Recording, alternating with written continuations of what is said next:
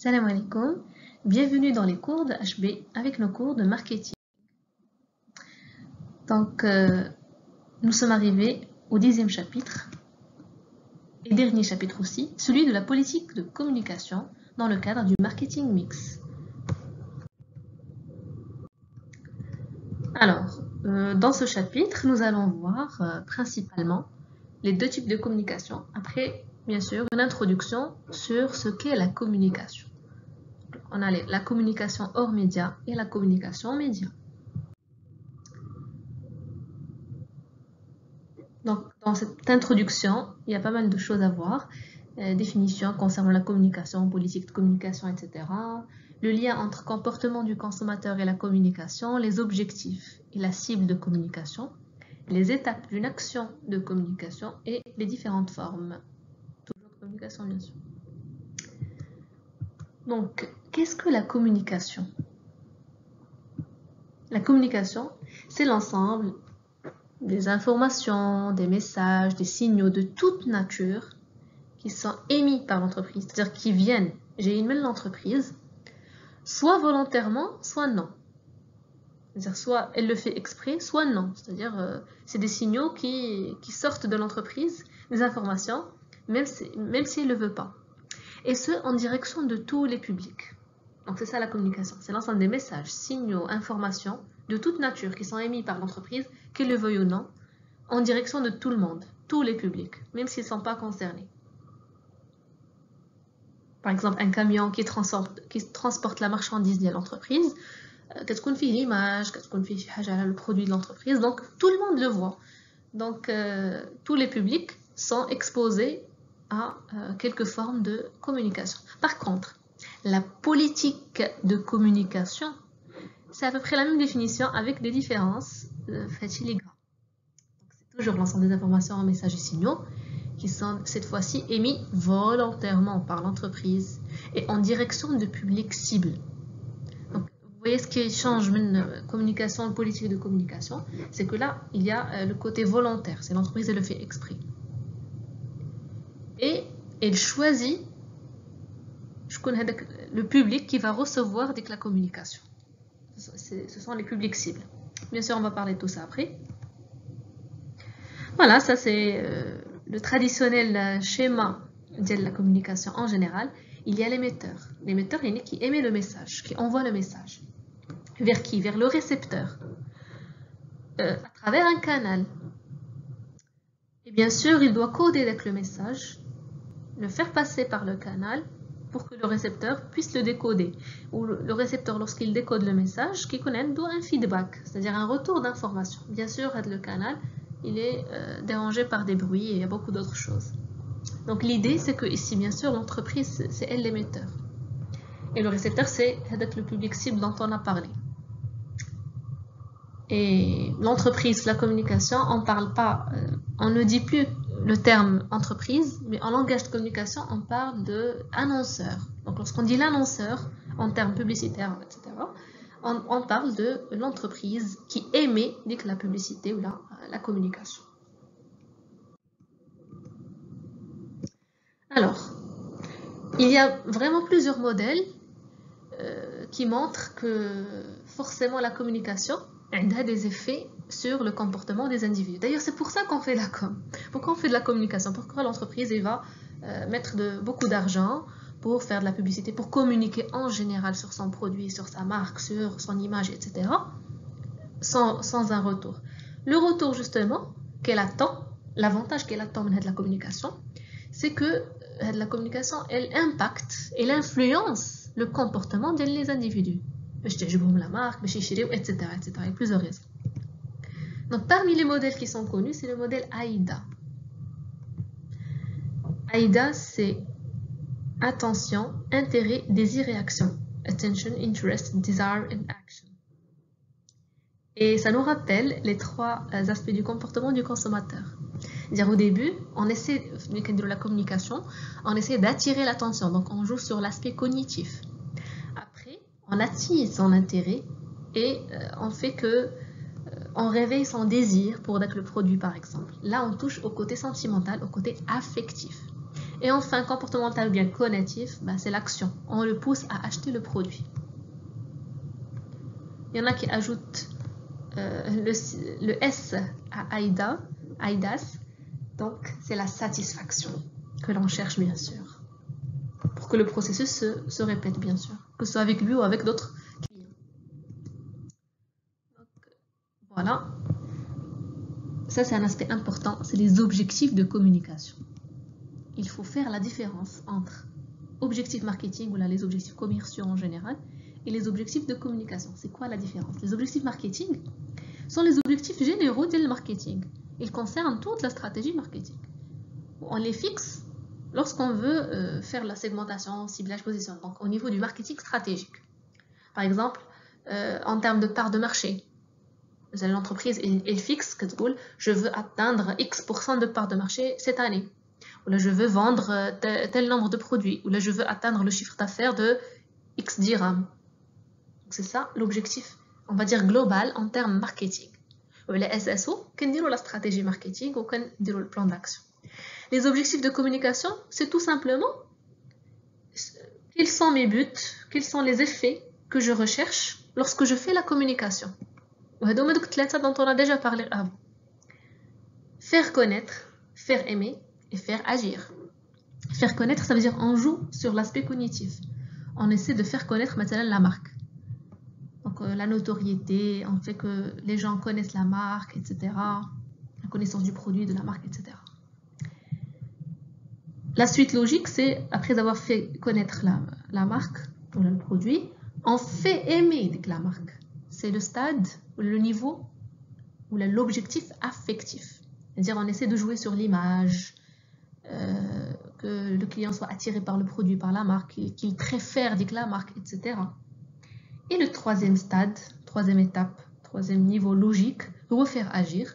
Donc après avoir connu et aimé la marque, on attend que le client aille acheter. Bien sûr qu'il y ait une intention d'achat, et après il va acheter. Donc c'est quoi le rapport entre objectif marketing et objectif de communication? C'est tout simplement, à travers la réalisation des objectifs de communication, on va atteindre les objectifs marketing. Par exemple, on vise à atteindre la part de marché, je sais pas moi, 30%. Quand on a 25% et on veut augmenter pour atteindre 30%, par exemple. Et donc, moi, lorsque j'arrive à l'étape de la communication, maintenant, mon objectif, l'action de communication, c'est faire agir. Je vais faire des promotions, par exemple, pour que les gens aillent acheter le produit. Et donc, en achetant le produit, j'ai atteint l'objectif de communication, bien sûr, et ça va me permettre d'atteindre l'objectif de marketing, qui va augmenter la part de marché lié. D'accord? Par exemple, donc on a faire connaître, l'exemple de Maroc Télécom, donc là ils expliquent c'est faire connaître l'entreprise, le produit et les services, etc. Exemple, quand Maroc Télécom fait une campagne publicitaire pour le lancement de ses services mobiles, elle communique sur son offre. Et qu'est-ce que vous avez donc les offres d'hier. L'exemple de Magie, la communication, elle veut faire aimer l'entreprise et ses produits et donner une bonne image. Maintenant, lorsque Magie elle sponsorise une émission culinaire, etc. Son but, c'est faire aimer les produits, le public cible d'Yala. Jet for You, qui la compagnie aérienne low cost, qui vend à des prix bas, la communication, elle vise à faire acheter. Par exemple, Jet for You, elle communique sur une promotion, comme l'exemple que je viens de vous donner maintenant, sur une promotion de ses billets d'avion pour augmenter ses ventes durant la période promotionnelle. D'accord? D'abord, la cible de communication. Il faut faire la différence entre la cible marketing et la cible de communication. La cible marketing, il y a celle qu'on a déjà étudiée, le ciblage. C'est-à-dire les clients d'Yali, les consommateurs, les personnes auxquelles on va proposer l'offre d'Yalna, les radines biolés, produits d'Yalna, les restements, etc. Par contre, la cible de communication, les personnes, les Brites nous gèlent le message de communication. Et là, vous allez me dire, bah, c'est la même chose. Ben non. C'est pas forcément les clients qui nous gèlent le message. C'est pas forcément le consommateur. On va voir un exemple et vous allez bien comprendre. il y a une autre notion, malgré la cible marketing générale ou la cible qui nous gère à la communication, qui est le cœur de cible. Le cœur de cible, c'est quoi? C'est une partie de la cible de communication et qui est la plus importante. C'est le cœur du cible de la, pardon, c'est le cœur de la cible de communication. C'est la partie la plus importante. Et là, il y a le message, la cible de communication, par exemple. On a ici la cible de communication. Attention, de communication, on ne parle pas ici de la cible marketing. La cible de communication, il y a dit, le cœur de cible, c'est la cible de communication. Le message, ils vont transmettre aux autres. Par exemple, les couches d'air. On peut considérer par exemple que la cible marketing, par exemple les utilisateurs, les bébés, par exemple. C'est eux qui vont utiliser la couche. Je connais la cible de communication. Ah là, vous voyez que c'est pas les bébés auxquels je vais faire passer le message, mais c'est les parents. Et à votre avis, c'est qui le cœur de cible? Faites une pause et essayez de réfléchir. Il ne faut pas aller loin parce que la cible, le cœur de cible, c'est une partie de la cible de communication. Donc, واحد fait du juge. Ou bien c'est bien sûr la maman. Si je fais passer le message à la maman, c'est suffisant. Il y a le reste. Je pense que c'est clair. Alors, concernant les étapes d'une action de communication, c'est très facile et très logique. D'abord, je fixe les objectifs de communication. Wesh cognitif, la affectif, la conatif. Ensuite, la cible de communication, le message. Le canal, c'est normal parce que la cible de communication, c'est facile de choisir le canal et le moyen de communication adapté le la cible. Et bien sûr, le message. Qu'est-ce que je vais dire exactement avec la communication? Alors, pour les formes de communication, il y a deux types de canaux, incontrôlables et contrôlables. Bien sûr, ce qui nous intéresse, nous, c'est contrôlable. Mais c'est bien de connaître l'incontrôlable. Incontrôlable, c'est comme leur nom l'indique, ça veut dire qu'ils ne sont pas contrôlés par l'entreprise. Exemple, lorsque la presse, un article à l'entreprise alors qu'elle n'a rien demandé, soit positif, soit négatif de toute façon. C'est ça l'inconvénient des canaux incontrôlables, c'est qu'ils peuvent être positifs, donc ça nous fait de la pub gratuite, mais ça peut être aussi négatif. Le bouche à oreille, c'est l'information qui circule d'une personne à une autre, on en avait déjà parlé avant. Les rumeurs, les إشاعات, le buzz, le bad buzz, le mauvais buzz et le bon. Les prescripteurs, les médecins par exemple, اللي هو كيعجبو شي دواء ديال بصح واخا ما نكونش درت ليه la pub et le prescrit à ses clients, à ses patients. Donc ça c'est incontrôlable. Les canaux contrôlables, c'est sur eux qu'on va vraiment se concentrer parce que c'est eux, l'entreprise a un contrôle. Alors, on a la communication média et la communication hors média. Donc, la communication média, c'est celle qui passe par les médias, la télé, la radio, etc., l'internet et ainsi de suite. Et la communication hors média, c'est celle qui ne passe pas justement par les 6 médias. Et bien sûr, on va voir ça en détail. Avant le mix produit, le mix du distributeur, il y a aussi le mix de la communication. C'est le choix et le dosage, doser, la dose adéquate, les moyens de communication appropriés. À chaque fois qu'il y a le terme mix qui compte un mélange, donc l'entreprise va choisir une communication. Par exemple, elle peut choisir les deux, mais elle doit choisir un moyen hors média, un moyen média, etc., etc. Voilà, donc communication média, il y a la publicité. Donc à travers les 6 grands médias, donc je parle des 6 grands médias. Donc on a la télé, l'internet, la radio, la presse, l'affichage et le cinéma. Et comme je vous ai déjà dit, la communication hors média, c'est celle qui ne passe pas par les médias, comme le sponsoring, etc. Concernant la communication hors média, donc on a déjà expliqué c'est quoi. Donc c'est la communication qui ne passe pas par les 6 grands médias. On a le marketing direct, la promotion des ventes, la communication événementielle, les relations publiques et les autres moyens, et d'autres moyens, les kikono indirects. Concernant le marketing direct, comme son nom l'indique, il s'agit de promouvoir et de communiquer sur les produits de l'entreprise en s'adressant à la cible directement. Bien sûr, ici la cible de communication. directement, il ne me l'intermédiaire. C'est une technique de communication qui est individualisée. On parle du marketing one-to-one. Donc ça rentre dans le cadre du marketing relationnel qui vise à avoir une relation durable, win-win, avec le client. Alors, c'est quoi les objectifs du marketing direct? C'est d'informer le prospect. Le prospect ou le client potentiel qui peut devenir mon client.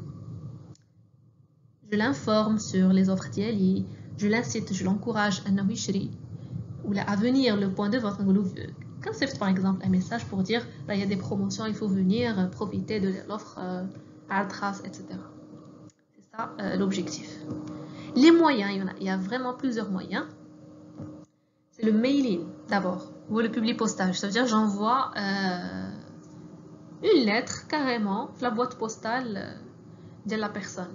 Généralement, quand vous touchez une lettre, par exemple, quand vous recevez la facture du téléphone ou de l'internet, qu'est-ce qu'on met avec la publicité derrière la facture. En général, c'est comme ça que les entreprises font. ISA, c'est les imprimés sans adresse.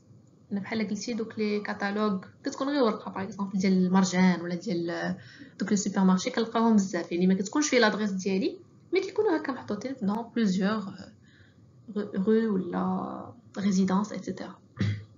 Le télémarketing, on pense directement au centre d'appel.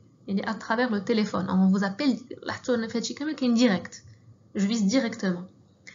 Avec l'adresse carrément, des secteurs, le télémarketing, les téléphones, on appelle des numéros de téléphone exacts. Le emailing, c'est par la boîte postale traditionnelle. Le emailing, c'est par email. Parce que par exemple, des écoles.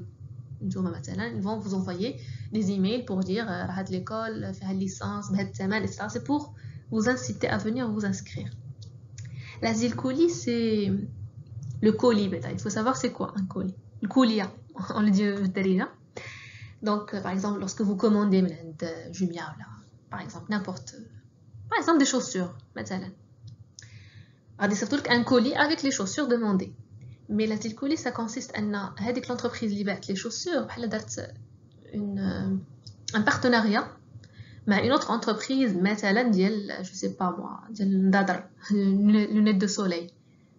وخلات هذيك l'entreprise ديال lunettes de soleil دارت الاشهار ديالها مع داك الكولي ديال ديك l'entreprise. D'accord? Donc c'est comme un partenariat. واحد كيبيع لك في الكولي و une autre entreprise كتدير لك la pub على l'offre ديالها في داك الكولي نيت حيت واصلك. SMS, bon, c'est vrai que SMS c'est toujours le cas. Qu'est-ce que des SMS, par exemple Carrefour qui veut que agi quelques jours pour profiter de la promotion plein lien. WhatsApp, de plus en plus ils utilisent WhatsApp pour attirer les clients. Le téléachat, je pense que tout le monde le connaît. L'exemple c'est Citrus TV. Je ne sais pas si vous la connaissez. Il y a واحد القناه ولا كاريمون كيديروا حتى في ام بي سي ولا في دي شين كي سون نورمال كيديروا واحد الساعه ولا ساعتين ils font la pub ديال واحد لا ماشين كيبقى يبين لك مثلا كتقطع الخضره وكتبقى تشوف.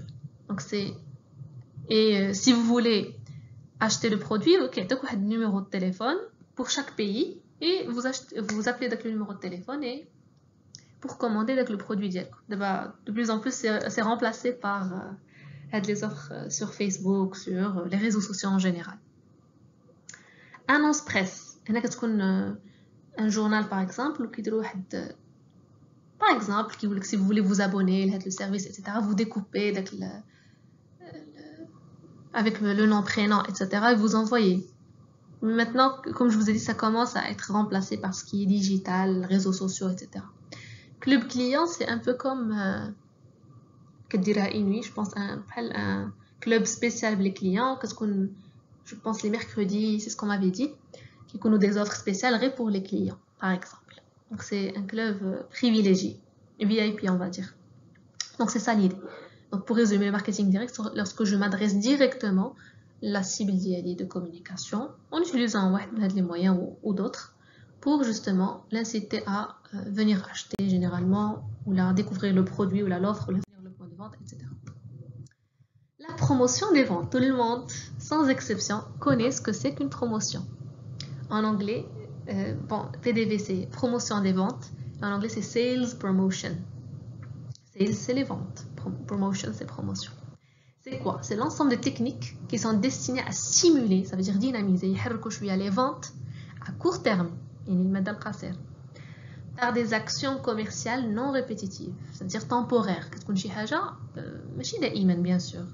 كتكون شي حاجة كيقول لك par exemple غير هاد la semaine, كتكون une offre spéciale on va dire. Quels sont les objectifs de la promotion des ventes? Augmenter la part de marché tout simplement. Donc je fais des promotions, les gens vont acheter plus, donc je vais augmenter ma part de marché, une chiffre d'affaires d'elle, etc. Faire agir, liquider les stocks, et les stocks. Rappelez-vous, on avait parlé de ça, la phase de déclin.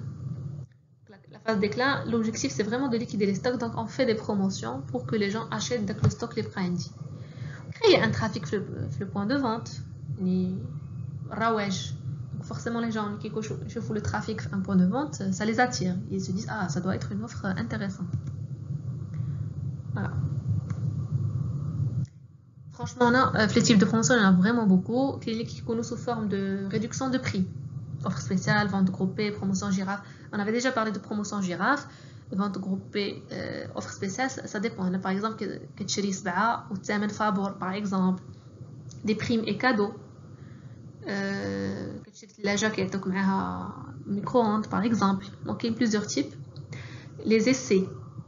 Il te donne à essayer avant d'acheter. Dégustation, on en avait déjà parlé. Le cas de l'Activia. Donc, il te donne à goûter le produit avant de l'acheter. L'échantillon, un petit échantillon.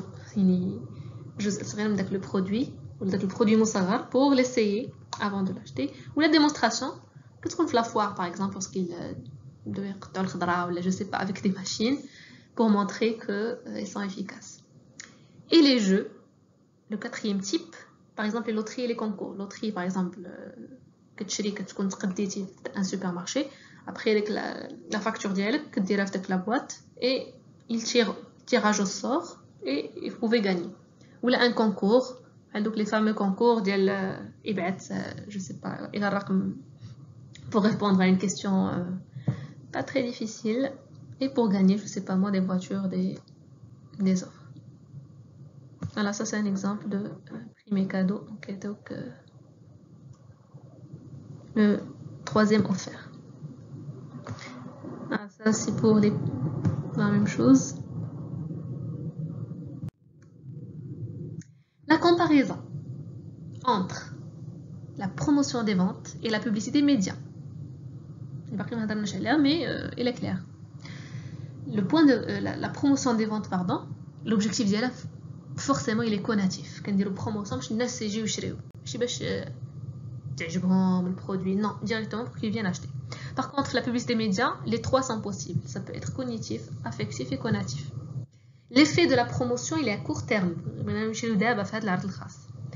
Ou la publicité média, c'est l'effet qui est à long terme. On joue sur le long terme. La stratégie utilisée pour la promotion, c'est une stratégie push. Push, ça veut dire pousser. On pousse le client vers le produit. La stratégie pull, on tire. Pull, c'est tirer. On tire le client vers le produit.